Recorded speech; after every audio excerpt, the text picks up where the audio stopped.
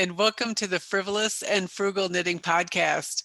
We are two sisters and a niece who share our love for knitting, the things that we create, and of course our love for the knitting community. And we do it all with a little twist of both the frivolous and the frugal. And now the multi-generational twist too. How about that? I am Dawn. I am fourth in our family's birth order of 8, and I am just a little on the frivolous side, usually. Usually and little. I'll give you an opportunity to revise that in other notes. Go ahead, Ms. Brianna. I'm Brianna. I've been dubbed Fearless. Oh, and I'm not a number. I'm the daughter of number 7. Yeah. Yes, you are. He is a man child in the family, right? Yes. Yes. And I am Frugal MsPenny, and you don't need any other descriptor other than frugal. You might need a suffix frugaler, but I'm Frugal MsPenny, and I am the oldest of 8. And we want to welcome you to our podcast, especially those returning viewers. We're shouting out a hearty welcome back, and we're so glad you're joining us. As always, we are hopeful that you will glean a nugget or two from our fiber musings. And for those of you who are first-time viewers, we're so happy you found us. And I believe that you're going to find this episode especially charming now that we have Fearless Ms Brianna with us. So thank you for making time in your viewing schedule to spend some time with us. Now, without further ado, please grab your knitting, your favorite note-taking device, and your sense of humor, because this is episode 42 of the Frivolous and Frugal podcast. Take it away, Dawn. All right. Let's see. What, Penny, do you have around your neck? What are you wearing? Well, for the moment, I am wearing the Manic Panic cowl, and you have all seen this before, casted on in the round 555 stitches. So this is long enough to wrap around my car front to end. It is knit in Knit Circus Magnificent DK in a shop exclusive colorway, and I kind of alternated then with Heritage sock yarn on a US size 6. I gave it $5 signs on the frugalometer for fiber and $1 sign for the pattern. Hey, what about you? Yes. Well, hold it up to the camera. Is that a linen stitch? It is. Essentially, I think. Yeah. Yeah. That is a nice way to break up a gradient. It is, isn't it? Because I'm not a real fan of gradients. So yeah. And look how long. It's the scarf or the cowl that never ends, literally. So yeah, if anybody wants to borrow it, let me know. What about you, Ms. Brianna? Well, I finished my Audrey's cardigan, and I'm wearing it. So, I'll show you. See? Oh, darling. Look at that. Yeah. So I finished it and I'm really happy with it. I'm so glad I ended up tearing it out and doing a size larger. And the sleeves ended up fitting just fine. I was worried that they'd be too tight. But yeah, so this was Audrey's cardigan, and it was with the Baracco chunky in the denim colorway. And that was Auntie's knit along that you and I did, Aunt Penny. So yes. Do you mind if we ask you more questions about that? Sure. As soon as Aunt Dawn tells us what she's wearing around her neck.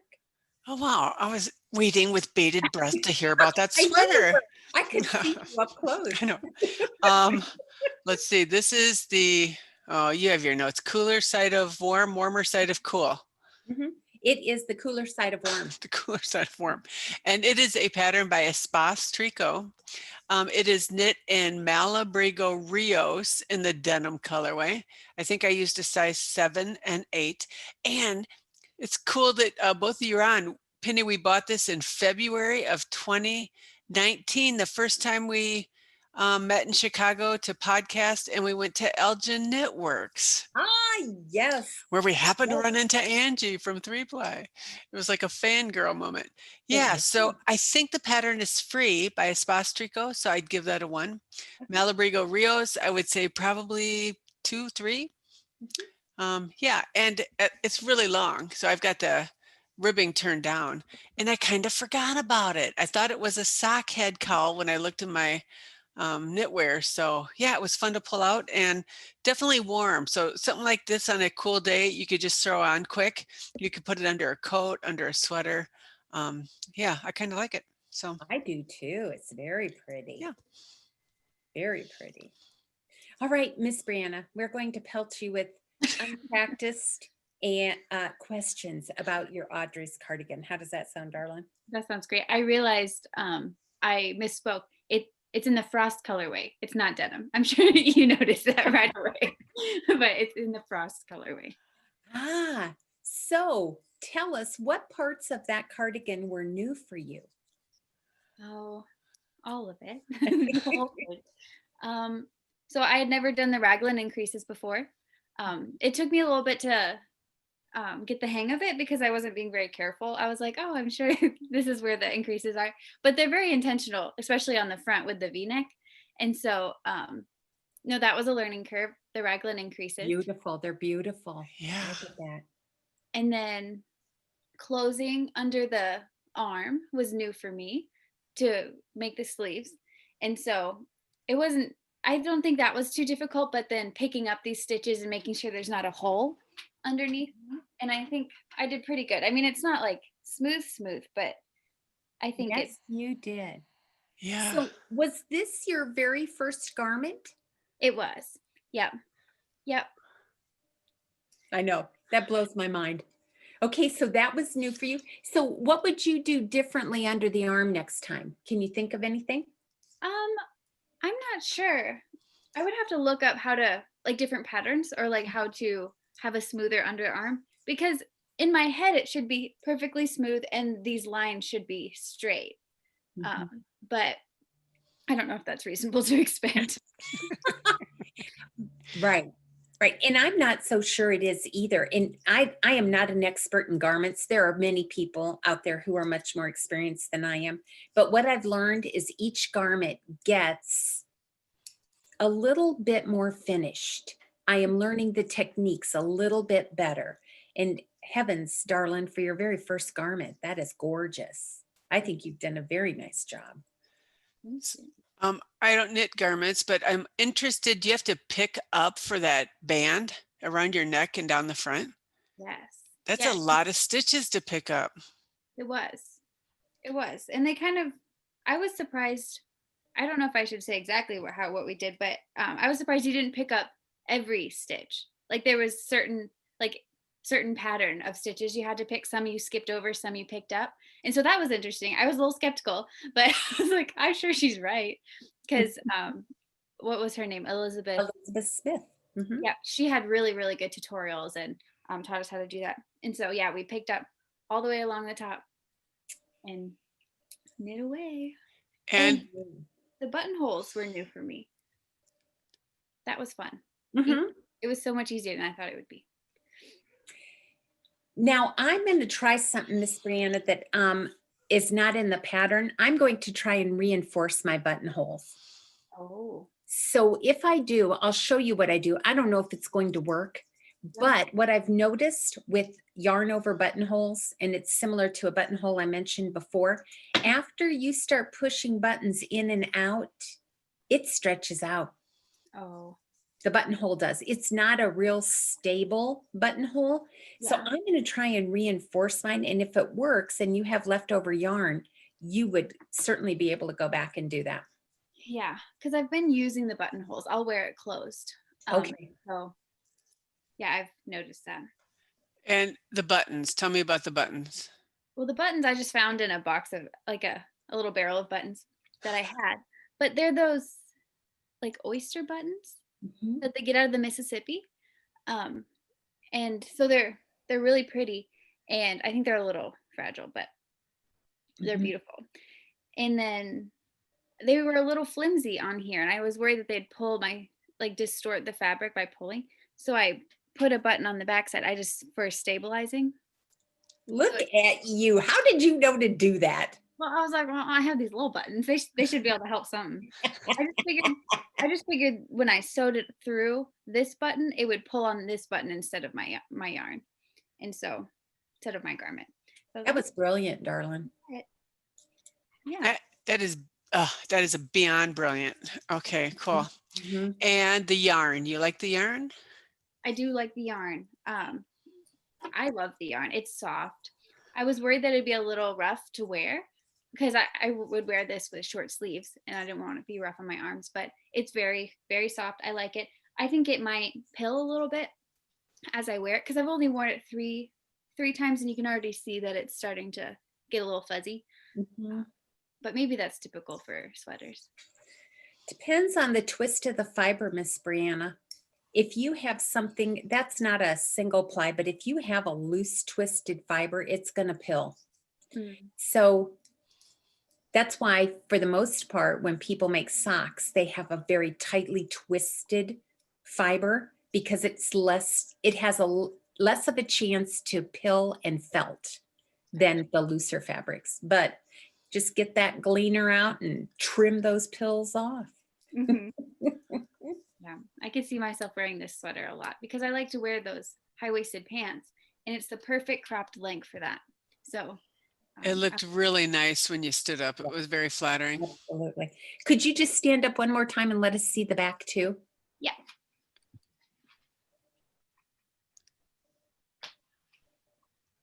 Look at that. Yeah. Oh, darling. Oh my goodness. You did such a nice job. Like it's not too tight here Mm-mm. to close. And that's what I like. I think if I hadn't sized up, that would be too tight because you can see it just fits. Yeah. Mm-hmm. So you are beautiful, young lady. Yes, you are. Oh my goodness. It's the sweater. No, it's not just the sweater. Okay, so I do believe that was an auntie knit along. Yes, it was, as a matter of fact. And my sweater is finished. It's finished and I have the buttons, but I just have to tell you, I was ranting a little bit last night with knitting with the aunties. $10 for 4 buttons? Oh my goodness. I was shocked because I hadn't bought buttons in a long time. Anyway, I have my buttons. I will try to get that blocked for the next podcast. Yeah, I just had a personal crisis realizing I overlooked a Christmas gift. And so I dropped everything and cast on the Christmas gift. So anyway, but mine, I think, will not be as pretty as Miss Brianna's. I think you've done a very nice job. Your stitch gauge is very even. I mean, it's flawless, but I'll show it next time. How's that sound? So it's finished, just not blocked. I'm excited to see it with the buttons that are the same color, the monochromatic buttons. They are more monochromatic and there's a little bit of gradient color change because I, unlike you, will not button this thing because if I button, everything's gonna stretch and I'm not gonna do that. Mine are really more for decoration, but I didn't want them to take away from the sweater, nor did I want the sweater to have a whimsical look. So I kind of wanted that monochromatic feature. But like you, I enjoyed the knit. I thought Miss Elizabeth's pattern was very straightforward, easy to understand. I felt like her tutorials were very nice, and it was my first Elizabeth Smith's knit along. I would do another one, obviously. Mm-hmm. Yeah, I feel like I learned so much by watching her videos. I never watched them before I attempted the next step, but I would watch them after the fact and I'd be like, oh, that's what I should have done. Like picking up the stitches under the arm. She made it look so easy and she was so clear on what stitches you should pick up. And that was so helpful for me. Yep. And that is a genetic trait, by the way. I have the same thing. Unlike your Aunt Dawn, she reads ahead. Not me. Well, very good. Do you have anything else off your needles, darling, since the last time you were on? I have one other thing, and it's not very glamorous, but it's I knit some socks, and it was a UFO. I had started knitting these socks, I don't know, freshman year in college, and then I just set them aside. And I liked the yarn, and I was gonna continue on with the pattern, but I didn't like it anymore. So I just ripped them out to the toes and then started over again. I really wanted to try a twisted rib on the top to see if it would like hug the foot better. And then I really like this fish lips kiss heel. Yeah. And then I'm more comfortable knitting toe to cuff. And so that's what I did with here with this sock. So I don't have the ball band for this yarn, but you can see it's self-striping. Mm-hmm. And then I knit this on size 1 needles, US size 1. So, Is there alpaca in there or not? I don't think so. It's a little rough. Oh, okay. It's like it's 100% wool. Yeah. Have you already washed them, darling? Yep, I washed them and soaked them. I even put a little bit of conditioner in the water to make them softer because they were pretty stiff. I could tell I was maybe stress knitting a little bit because I knitted them so tight. They were like curling in on themselves around the brim. Okay, let's put some conditioner and some love in the water so that it like relaxes a little bit. And I'm happy with how they look now. I think they'll be nice and tight and uniform looking. So Good. And Very, very pretty. are those a gift? they are a gift. Oh, A gift of love. absolutely. Yeah. Sometimes you see colors and they just remind you of someone. So that was the case with this. Cool. So. And since we know who they're going to, we would agree. Good color match. Absolutely. Yeah. Absolutely. I think it's interesting where people put the ribbing on socks because Aunt Dawn, you put ribbing in certain places on the socks that you make on your sock machine and by hand, you know, and you change the 3-in-1 or the 1-in-1. So because I just did the knit one purl one on the top like 2 inches, and then the knit one purl one twisted rib all the way down the toe. But Is it twisted at the cuff? it is. So what do you think of a twisted rib? You must like it. I like how it looks. I do too. And I have narrow ankles, so it works. Oh, I do not. But I'm nervous for knitting for other people because what works for me might not work for everybody. So I might have to sacrifice the look for maybe comfort, which is hard for me because I'm like, why can't it be pretty and comfortable? Well, the sock machine's just a little bit different, but I put my ribbing all the way down the front of the sock like you do. That way I figure it can expand or tighten in based on the width of the width of their foot. And then I tend to put my ribbing up top around the entire sock. Oh, okay, up here. But I love the look of it with the back of the back half not having the ribbing. So yeah. I started the first sock doing the rib all the way around here, and it just looked a little too tight. I don't know what to call that.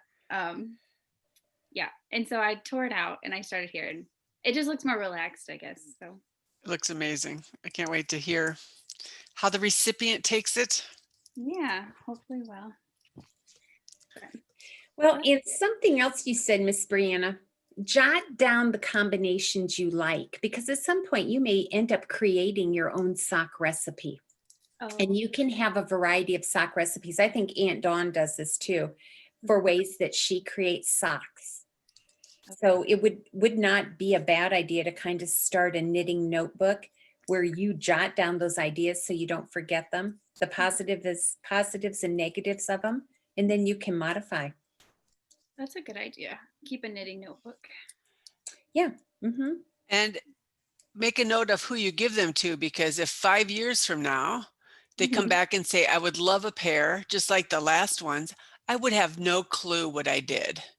And so that helps. Or you could put all that information on your project page in Ravelry, because that would be a way that you could sort through it too. And the other thing I just realized for new knitters, you'll hear the term vanilla socks quite often, or somebody will say, what pattern did you use? And they said, oh, it's just a vanilla sock. That was a hard concept because I would go into Ravelry and write vanilla sock, and it's not a pattern. It is a technique or a recipe, like Penny said, that you use that works for you. So that becomes your vanilla sock, and then you can alter from that. So yeah. So what are you working on there, Miss Penny? Oh, well, actually, as I said, I had a moment of personal crisis when I realized I did not account for one person on my knitted Christmas gift list. So I am working on, let me show you here in mid-row. I am working on the Irish tartan pocket shawl. So this is one of those shawls that drape over your shoulders and they have pockets in them. And this is by, let me see, Sylvia Haggard. No, that's not right. It's by Mary Riley Hunt. This is a free pattern on Ravelry. I am using Plymouth Encore in the beige colorway. The recipient wears quite a bit of beige, and so I use this color, and I will be playing a very challenging game of yarn chicken because the pattern was written for bulky weight yarn, and this is worsted. So I've gone down a couple of needle sizes. I measured my gauge should produce a wrap the same size as the bulky yarn. However, I might be tearing out other items to finish it. I don't know. I'm going to have a hard time finishing this with the yarn I have. So anyway, that's what I'm working on. What about you? If that's Encore, you could buy another skein, let's say. You could go Frivolous and buy another skein. I could. And I probably will if I have to, because bless her heart, I don't want to give it to her and have all these motley different shades of this thing. So yeah, you're right. I certainly could do that. And I most likely will. But then I'm going to have leftover.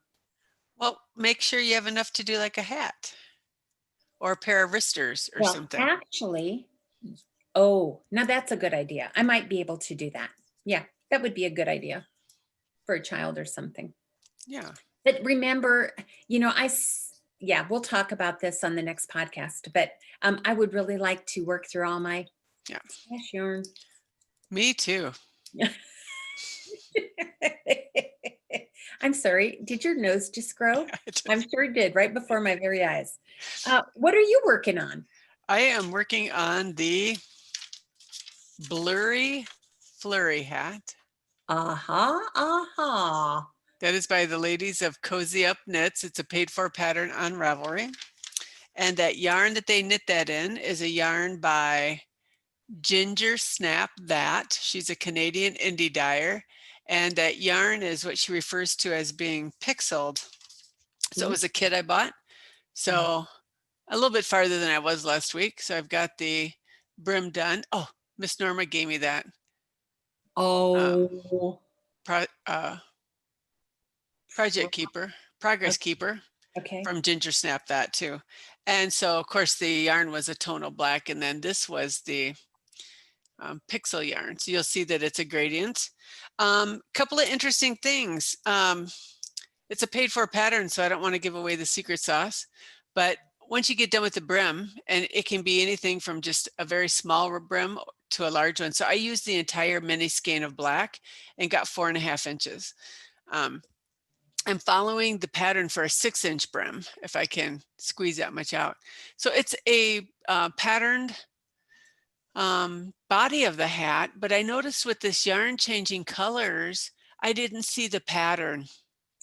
So I took it, I did 2 repeats, and I took it out thinking, you know what, instead of taking all that time to do a pattern that you would never see, I'm just doing a ribbed pattern, and we'll see how that works. So, and of course it came with a pink pom-pom. So if it's large enough, we'll put it on. If not, I probably have 2 or 20 other pink pom-poms I could put on. So yeah, and it's on, gosh, I forget the sizes, 7 and 9, I think. So I did the brim in 7, and now I've gone to a 9. So yeah, that's what I'm working on while we're knitting here. Very pretty colors.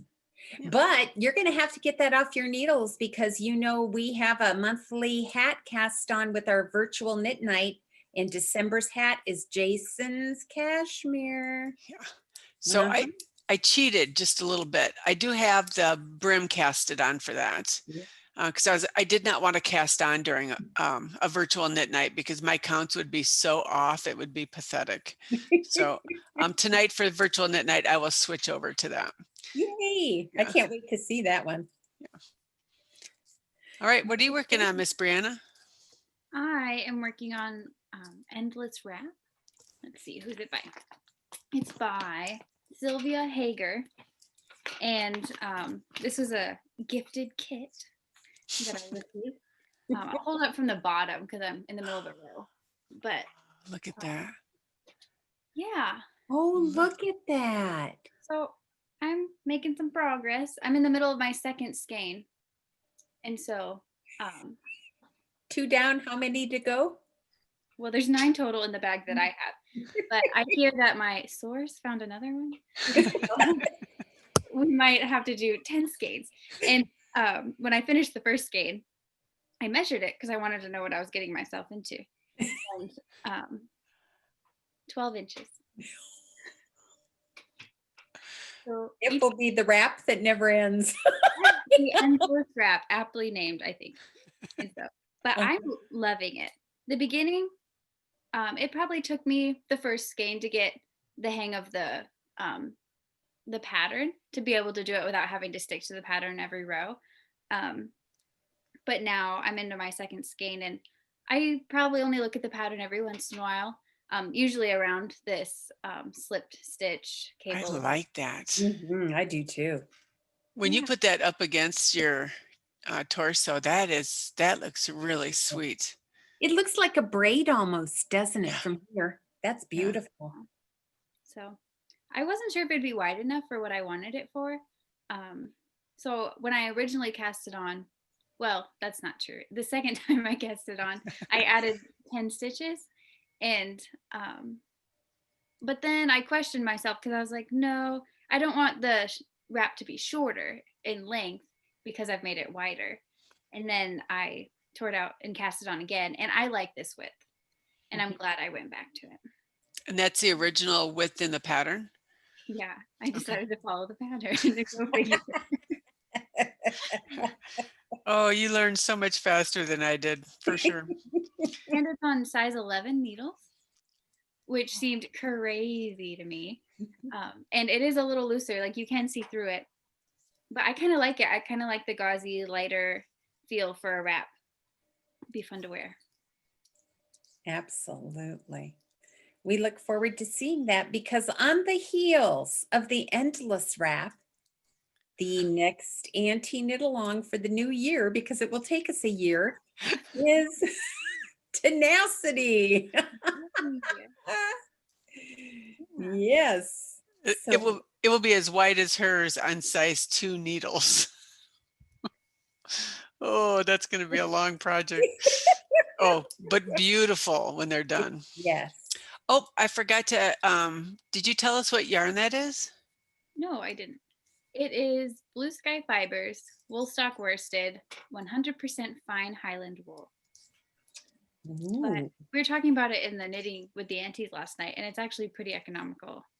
Oh, that's great. So on your personal frugalometer, if you were to have purchased this, how many dollar signs would you have given it? Oh, probably a 3. I was giving you sign language. Oh. No. Frugal and frugaler.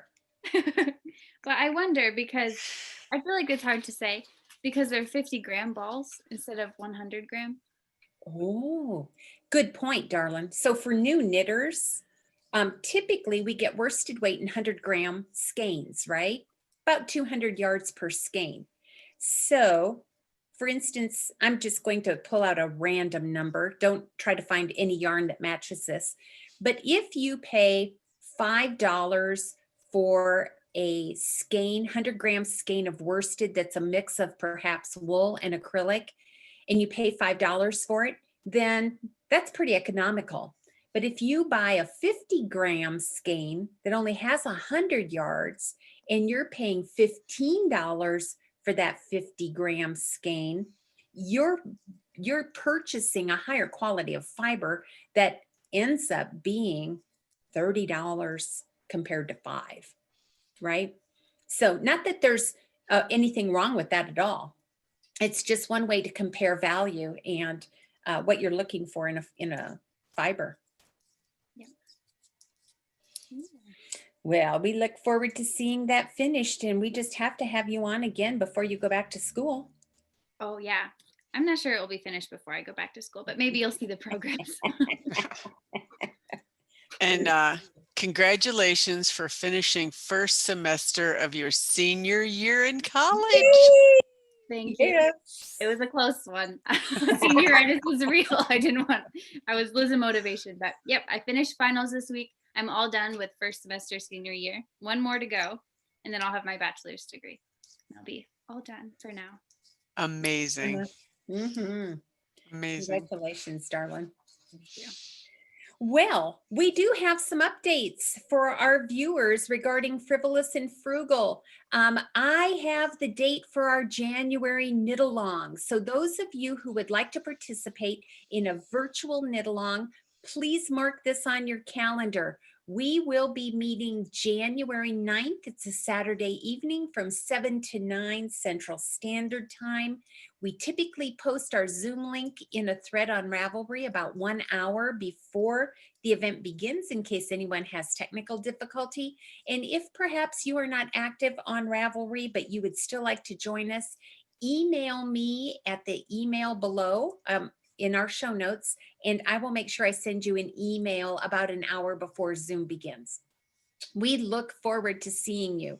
And as a heads up, it is 2 hours of saturated talk about knitting. And we always have some guiding questions. The first one is what's on or off your needles. And if you are willing to participate, we allow you to share, give us a description, chat about the project, and feature you. So we just have a way of spotlighting you on Zoom. And the second question that will be guiding our January virtual knit night is, what are your 2021 knitting goals? And as always, we implement our family's motto for any event that we have: choose your own level of participation. So if you feel more comfortable just sitting and listening, we aren't going to call on you. But if you don't mind sharing, we'll give you the opportunity to do that. So we encourage you to join us for that. And also in Frivolous and Frugal, we have the FinishFixorFrogItKAL still going on. It's an ongoing thread in Ravelry. We are seeing some beautiful, beautiful creations where people have frogged an entire garment or an entire project and recreated it. We encourage you to join us in doing that. Just upload a picture, and in so doing, you become eligible for a drawing and a gift. So speaking of drawings and a gift, we are going to have another giveaway during this episode on YouTube. If you would like to be a candidate for the giveaway, well, first of all, we just need to see this. This is phenomenal. So Dawn, would you show everyone what we're giving away for this episode? Look at that. Beautiful. Isn't that gorgeous? Tell us about it, please. It is hand dyed by indie dyer local to the Green Bay area. Name is Happy Satire. His name is Danny Criswell. I'll have Penny included in the show notes, all the information. It looks like he has an Etsy shop. And it's called Exploding TARDIS 2.0. And Penny had to tell me that's a Doctor Who. It's 100% superwash merino, but you guys, it's 150 grams, 822 yards of fingering. If you like The Hitchhiker, that pattern was written for 150 grams. Of course, whoever wins could do whatever they want with it, but those colors are amazing. And I assume have something to do with Doctor Who. And then with that will be a project bag by Joanne at Magpie's Cottage. in Sheboygan Falls. Be yourself unless being a unicorn's an option. I think that's cute. And of course, we put some other little frivolous and frugal, delightful items in the bag as well. So Absolutely. So if you are interested in being in this giveaway, you need to respond below this episode to this question. This question is, what are your holiday knitting traditions? We are looking forward to hearing how you celebrate the holiday with your knitting. So please share that, and then we will choose on Knitting with the Aunties and announce our winner in episode 43. So thanks for that. All right, ladies. Did anyone learn anything special this week that you would like to share?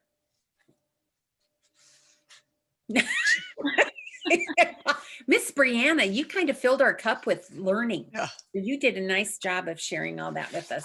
Well, I had a little phrase that I thought about with the, what did I learn?